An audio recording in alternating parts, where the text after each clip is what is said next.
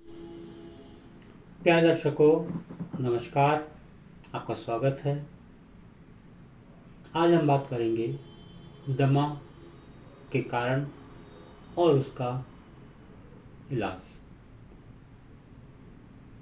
मित्रों, जैसा कि आप जानते हैं, दमा श्वसन तंत्र से संबंधित समस्या है। इसमें सांस लेने में परेशानी होती है मरीज को और छाती में गड़गड़ की आवाज़ आती रहती है।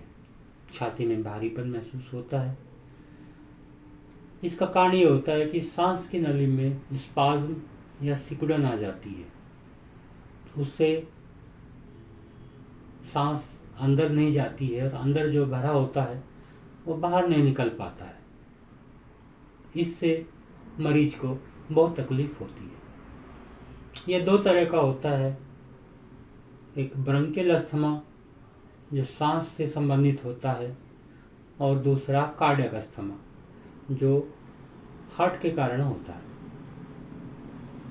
आज हम बात करेंगे ब्रोंकियल अस्थमा के बारे में।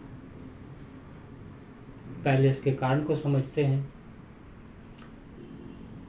तो वातावरण में बहुत सारे कण ऐसे होते हैं जो मनुष्य को बीमार बना सकते हैं। कुछ लोग जो ज़्यादा सेंसिटिव होते हैं वो इन कणों के संपर्क में आने से बीमार हो जाते हैं।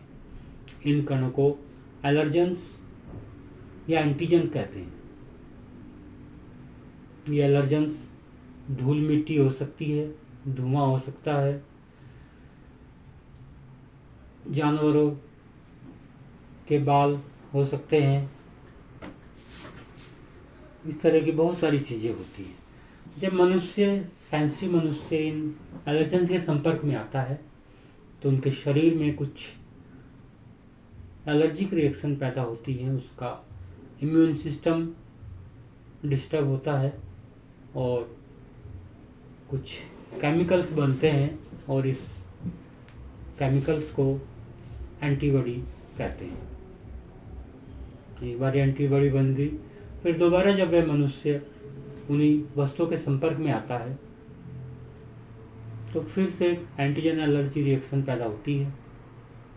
इम्यूनोग्लोबिन ई का सिक्रेशन उनके अंदर बढ़ जाता है और एलर्जिक रिएक्शन पैदा होती है, जिससे सांस की नली के अंदर सिकुड़न आने लगती है। टेम्परेरी सिकुड़न होती है और इसके दौरान दमा के सिम्टम मरीज के अंदर पैदा हो जाते हैं। यह बचपन से शुरू हो सकता है या बाद की एज में भी, मध्य आयु के दौरान भी शुरू हो सकता है। दो तरह से शुरू होता है। शुरू में मरीज एलर्जिक राइनाइटिस से प्रभावित होता है और उसके अंदर पुरानी कोई स्किन डिजीज या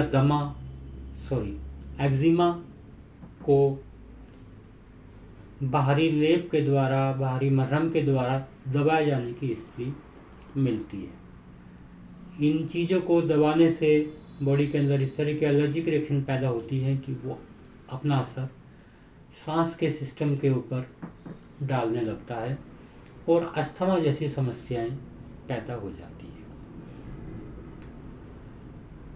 धूल, धुआं, व्हीकल से निकलने वाला धुआं, फैक्ट्री से निकलने वाला धुआं, सिगरेट का धुआं लोगों में ये रिएक्शंस पैदा करता है। कुछ लोगों को गेहूं, दूध, मांस, अंडा, खमीर आदि चीज़ें रिएक्शन पैदा करती हैं।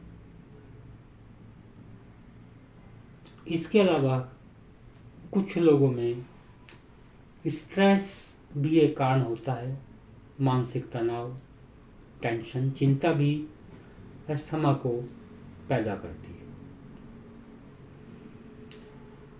इसके लिए लक्षणों के अनुसार होम्योपैथिक मेडिसिन्स, जो हम आज कुछ मेडिसिन डिस्कस करेंगे, लक्षणों के अनुसार पर ही मेडिसिन्स का सिलेक्शन होता है।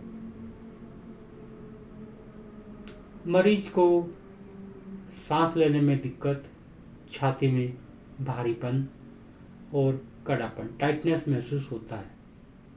उसे लगता है कि पूरा फेफड़े, सांस की नली बहुत टाइट हो गई है, हवा सांस अंदर नहीं जा पाती, ऐसा उसको महसूस होता है। उसको बहुत बेचैनी, घबराहट महसूस होती है। मध्य रात्रि के बाद इसकी दिक्कतें बढ़ जाती हैं। गर्म चीज से इसको आराम मिलता है। पानी की प्यास लगती है तो थोड़ा थोड़ा पानी ये पीना चाहता है और गर्म पानी से इसको आराम मिलता है। ठंड से, ठंडी हवा से, ठंडे कमरे में जाने से इसकी दिक्कतें बढ़ जाती हैं। बलगम इसमें पतला और झागदार निकलता है। पुराने चर्म रोग दबाए जाने की हिस्ट्री जरूर मिलती है। ऐसे केस में आर्सेनिक एल्बम नामक दवाई लाभदायक होती है। अगर मरीज को छाती में तनाव, भारीपन महसूस होता है, सांस लेने में दिक्कत होती है, गले में उसको लगता है कि खुश्की हो रही है या सुइयां चुभ रही हैं, इसके कारण वह पूरी रात खांसता रहता है। सीढ़ियाँ चढ़ने से या थोड़ा मेहनत का काम करने से उसको सांस लेने में दिक्कत आती है या दमा का अटैक उसको आ जाता है। मरीज को उबली हुई चीज़ें और मीट खाना पसंद नहीं है। इसके अलावा वो ऐसी चीज़ें खाना पसंद करता है जो आसानी से हजम नहीं होती हैं, जैसे कच्चे चावल, मिट्टी, स्लेट, पेंसिल, कोयला, इस तरह की चीज़ें खाने की उसको इच्छा होती है। दूध उसको हजम नहीं होता है और कभी कभी दूध से भी उसको अटैक आ जाता है। मरीज थोड़ा मोटा, थुलथुला, आलसी होता है और उसके शरीर में पसीना ज़्यादा आता है जो खट्टी गंध लिए हुए होता है। ऐसे मरीज को कैल्केरिया कार्ब नामक दवाई लाभदायक रहती है। मरीज को अगर सांस लेने में दिक्कत, छाती में भारीपन, बलगम उसको गाढ़ा और भूरे रंग का आता है। शाम को 4 से 8 के बीच में उसकी तकलीफ़ें बढ़ती हैं।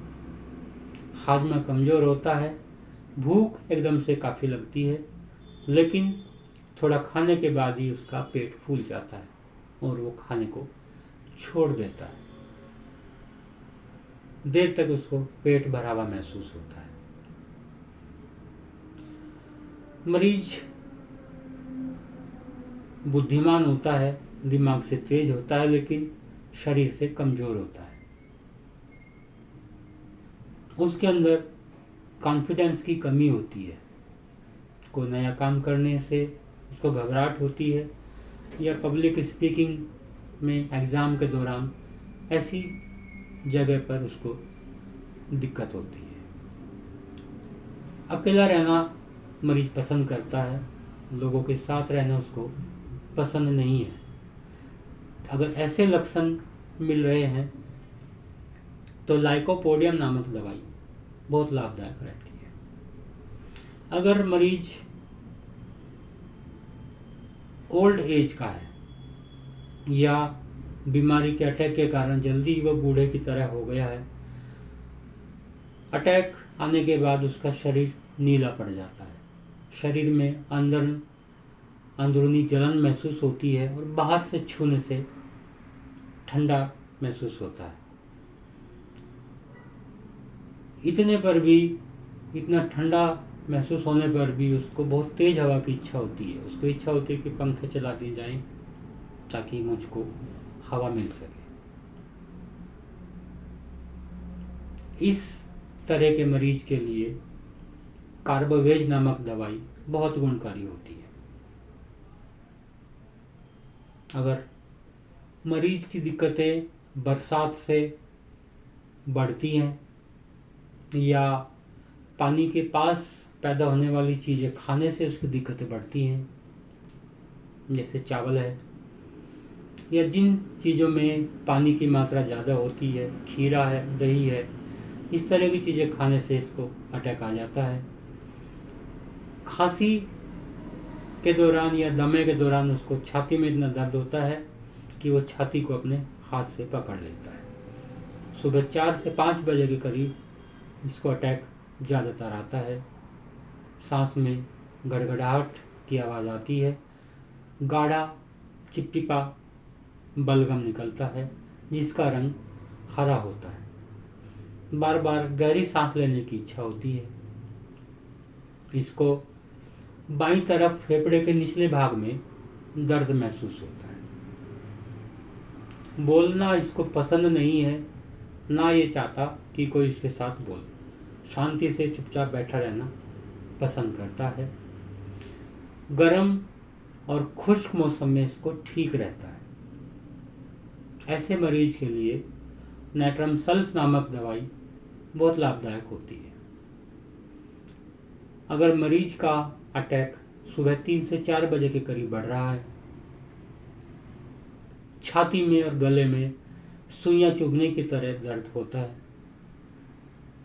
मरीज बहुत कमज़ोर हो चुका होता है, भूख कम लगती है, मीठा खाने की इसको ज़्यादा इच्छा होती है, इसको पसीना बहुत आता है, कमर में दर्द रहता है और बहुत कमजोरी और थकान महसूस करता है। ऐसे मरीज के लिए काली कार्ब नामक दवाई बहुत गुणकारी होती है। मरीज को अगर दमे के अटैक सर्दी के मौसम में या ठंड में होते हैं, बैठने से इसकी दिक्कतें बढ़ जाती हैं। अगर ये हाथ पैर को फैलाकर लेटा है तो इसको बहुत आराम मिलता है। यह इस एक बहुत ही खास लक्षण है दमे के लिए। खांसी सूखी होती है और खांसी लंबे समय तक होती है, दमे का अटैक लंबे समय तक होता है। उससे मरीज को लगता है कि मैं मर जाऊंगा, अब मैं नहीं बचूंगा। गर्माहट से इसको आराम मिलता है। बरसात और आंधी के मौसम में इसको परेशानी बढ़ जाती है। पुरानी हिस्ट्री मिलती है चर्म रोगों को दबाए जाने की। ऐसे मरीज के लिए सोरैनम नामक दवाई बहुत लाभदायक है और बीमारी की जड़ को गहरे से ख़त्म करने में सक्षम है। अगर मरीज को लेटते ही सांस घुटने की तरह सांस रुकने का एहसास होता है, छाती में भारीपन लगता है, ये उठकर बैठ जाता है और खिड़कियां दरवाजे खोल देता है। ये सोचता है कि वहाँ से हवा ज़्यादा आएगी तो मुझे आराम मिलेगा। शरीर में जगह जगह गर्मी इसको लगती है। ठंडे पानी से नहाने से इसको अनिच्छा होती है। बहुत चिड़चिड़ा गुस्से वाला मरीज होता है। इसको चलना पसंद नहीं है, खड़े होना पसंद नहीं है, आराम से बैठे रहना, आराम से लेटे रहना पसंद करता है। नहाना कम पसंद करता है। साफ सफाई के प्रति ज़्यादा ध्यान नहीं देता है। ऐसे मरीज के लिए सल्फर नामक दवाई बहुत लाभदायक होती है। अगर मरीज को दमे का अटैक रात में एक नींद लेने के बाद शुरू होता है, सपोज वो 10 बजे सो गया तो 1 घंटे के बाद उसको अटैक आ जाएगा। दम घुटता हुआ महसूस होगा, गले में खुश्की महसूस होती है और काफ़ी देर तक वो खांसता रहता है, बलगम निकालने की कोशिश करता है। बहुत प्रयास के बाद थोड़ा बलगम निकलता है, तब उसको थोड़ा राहत मिलती है। तो ऐसे मरीज के लिए अरेलिया रेसिमोसा नामक दवाई बहुत लाभदायक है। अगर मरीज को छाती में भारीपन, टेंशन महसूस होती है, वजन महसूस होता है, उसको जी मिचलाता है और उल्टियाँ आती हैं, और उसमें खास बात ये होती है कि उसको तेज तेज चलने से आराम मिलता है। अगर धीरे से वो चलता है तो उसको दिक्कत लगती है, तेज चलने से आराम मिलता है। ऐसे मरीज के लिए लोबेलिया इन्फ्लेटा नामक दवाई बहुत कारगर होती है। एक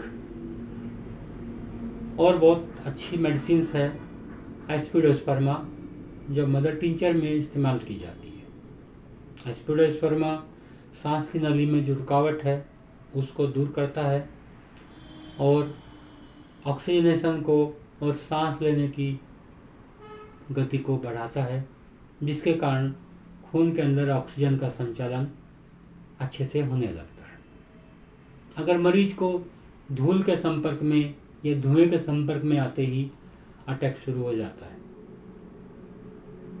छाती में भारीपन, सांस लेने में दिक्कत, छाती में दर्द उसको महसूस होता है और मलत्याग करने से उसको आराम महसूस होता है। ऐसे मरीज के लिए पोथोस नामक दवाई बहुत अच्छी है। लक्षणों के अनुसार ये दवाई देने के साथ में अगर उसको अटैक बार बार आ रहे हैं या पूरी तरह ठीक नहीं हो रहे हैं तो हफ्ते या 15 दिन में एक डोज बेसिलिनम दे देना बहुत लाभदायक रहता है। बेसिलिनम बहुत गहरे जड़ में जाकर बीमारी की जड़ को ख़त्म करता है।